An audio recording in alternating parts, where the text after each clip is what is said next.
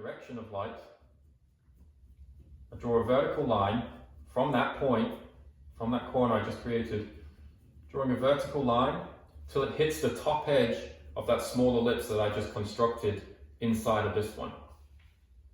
Once it hits that top edge there, you're going to travel a line back to the corner there.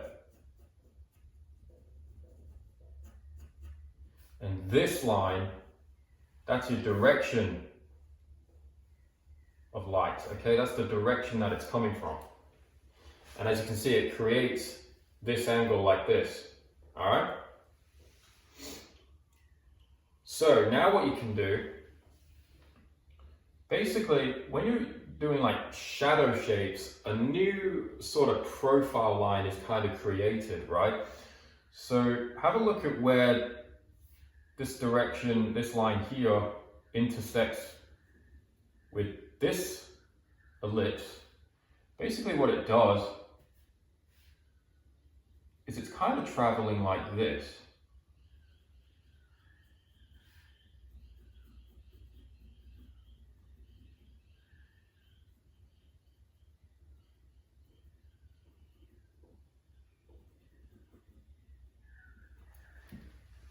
See that shape there? So that's how that shadow section, you could call it, that's how it's interacting with the object right there. So it's a very confusing concept, and I think it kind of takes a while for your head to get around that. But that's how you can construct that, right? That's how you figure out the geometry. So with that in mind,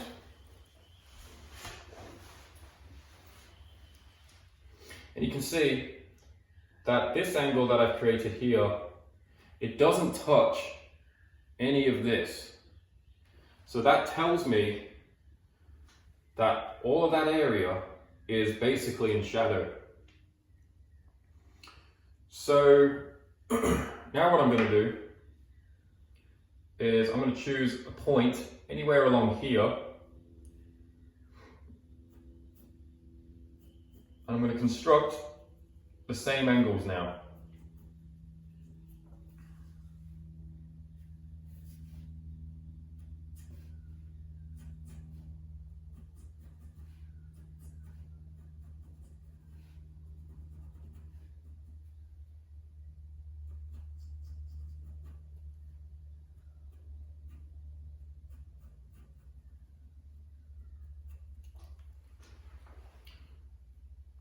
There's a point created on that part of the column there.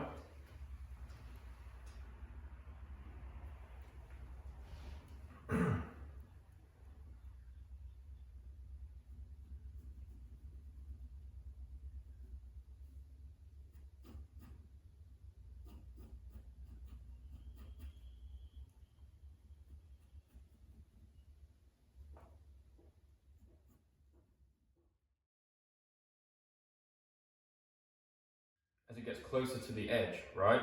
So again, it is a bit of a guesstimation, but like it's an accurate, it's an educated guess, okay? Remember, you don't have to be too technical. You just have to draw the sections that you think are correct.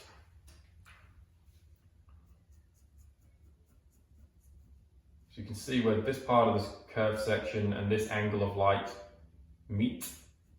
There's a bit of a shadow being constructed from this tangent to there. And I'm just going to let that trail off like so.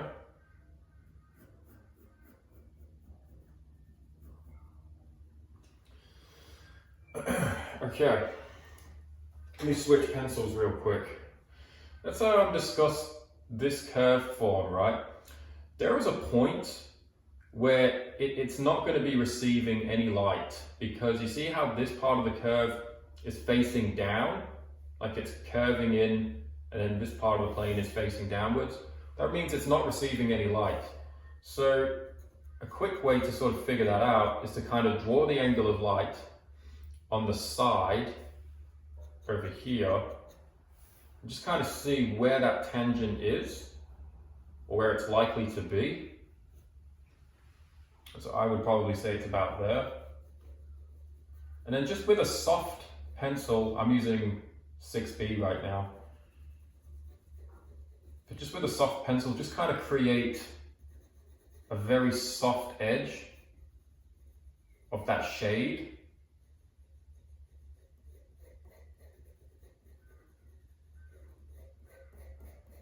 And then just kind of darken it in the foreground. Like that. Okay.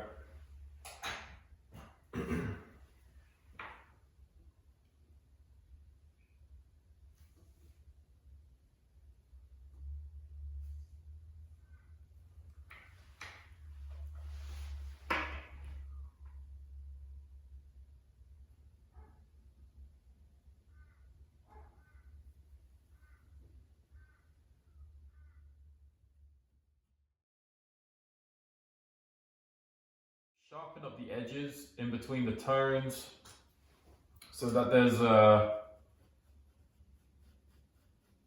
bit more clarity between the different planes of the shape.